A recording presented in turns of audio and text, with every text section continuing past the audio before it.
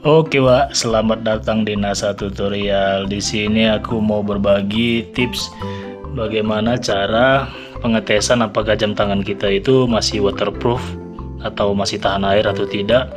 Ini saya menggunakan contoh sebuah jam tangan merek Swiss Army. Ini yang saya siapkan itu pertama wadah tempat airnya, jam tangannya. Ini alat pembukanya, sudah pernah saya review juga beberapa, dan juga jarum pentul biasa nih, alat-alat sederhana yang bisa ditemui di keseharian kita ya. Oke, tahap pertama itu ini dia. Tahap pertama itu kita buka dulu bagian strapnya. Ini kebetulan strapnya menggunakan mekanisme quick release, jadi tinggal kita tarik saja untuk membuka strapnya. Oke, sebentar.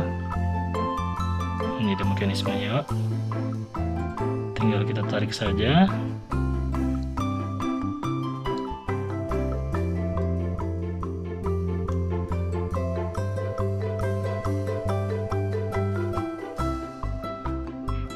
Oke, ini dia. Nah, jika strapnya telah terlepas, langkah selanjutnya itu kita membuka bagian penutup belakang jam tangannya. Ini kebetulan tadi udah saya persiapkan membukanya. Sebentar, di sini aja biar lebih tinggi.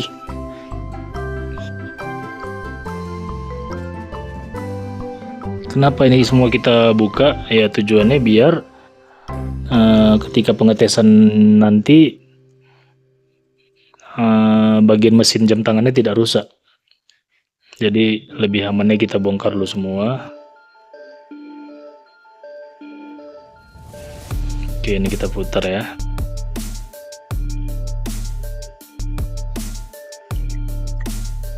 Oke, ini dia bagian penutup belakangnya.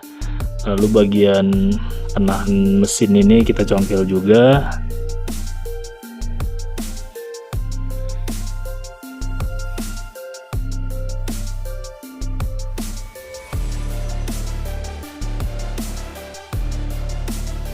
Sebentar. Oke, sekarang bagian crownnya kita cabut menggunakan ini deh, jarum pentul yang sudah kita gunakan. Di sini kebetulan ada tulisannya push. Oke, ini ya. Sebentar, fokus dulu. Nah, ini ada tulisannya push. Oh, berarti ini kita tekan ya. Oke, berbarengan dengan kita menarik crownnya ini.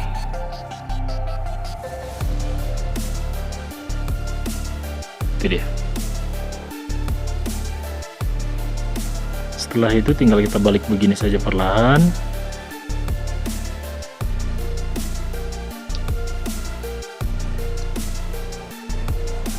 Sebentar, oke. Setelah kita keluarkan bagian jamnya, ini dia penampakannya. Nah, sekarang tinggal kita pasang lagi deh, Wak, bodinya, Wak. Kita pasang kembali bagian bodinya ini. Nah, untuk ini saya skip dulu sebentar. Oh, nggak usah, masih bisa ternyata satu tangan. Oke, kemudian nah ini saya stop dulu ya, biar saya kencangkan dengan kuat seperti layaknya kita gunakan sehari. Nah, ini dia penampakannya setelah saya pasang, penampakan jam tangannya.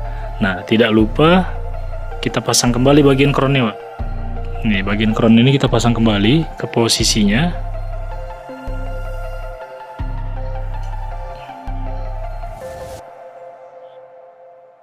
Nah, seperti ini. Karena di bagian crownnya ini terdapat juga karet untuk pelindung bagian jam tangan tadi ya. Ini penampakannya. Nah, mesinnya setelah kita bongkar, ini bagian mesin jam tangannya. Oke, setelah kita buka bagian mesinnya, tinggal bodinya kita tes ke dalam ini nih, Jika ada dia gelembung air, berarti jam tangannya ini sudah tidak waterproof, tapi jika tidak berarti dia masih waterproof. Begitu dia pengetesannya. Oke, kita mulai aja. Bismillahirrahmanirrahim. Jadi pas pengetesan ini resiko jam tangan kita rusak itu sangat kecil. Kalau hanya sekedar percikan-percikan air, mungkin jam itu masih tahan ya, percikan, contoh percikan air hujan atau sekedar ngambil wudhu. Ini kan pengetesannya jika kita berenang ya. Oke, kita mulai. Ini udah ada airnya ya, Pak. Kita mulai. Kita lihat bagian jamnya apakah ada air yang masuk.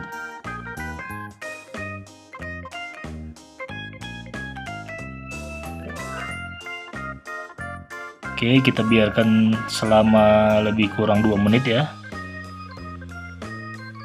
Kita tunggu sampai 2 menit.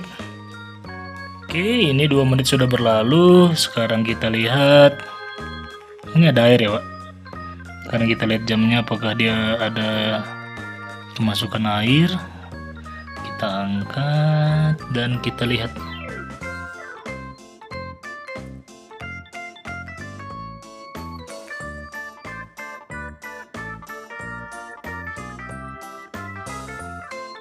Sepertinya nggak ada ya, Pak. Atau ada?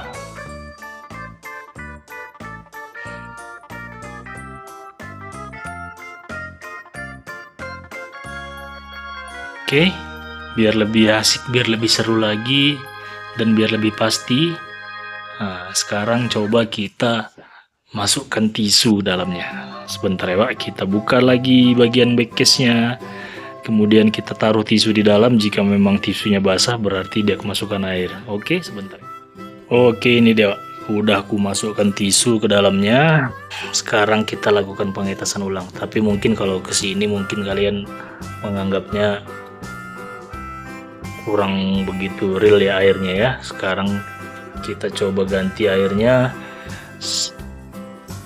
Kita ke kamar mandi. Kita ke kamar mandi. Ini pengetesan yang lebih real lagi, Pak. Jelas air memercik, kita rendam. Kita lihat apakah ada gelembung udara di dalam ini. Ini jelas lebih bertekanan ya. Kita rendam jamnya ini. Lihat percikannya.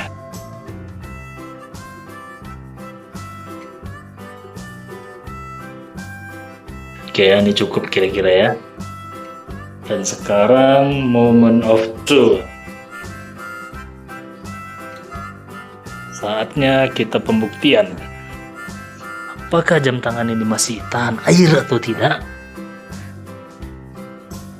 Ya tentunya siapa sih yang mau beli jam tangan jika kita menggunakan jam tangan itu kan kita nggak tahu keadaan apa yang bakal kita hadapi ya. Entah itu saat kita lagi bepergian berenang, entah itu kita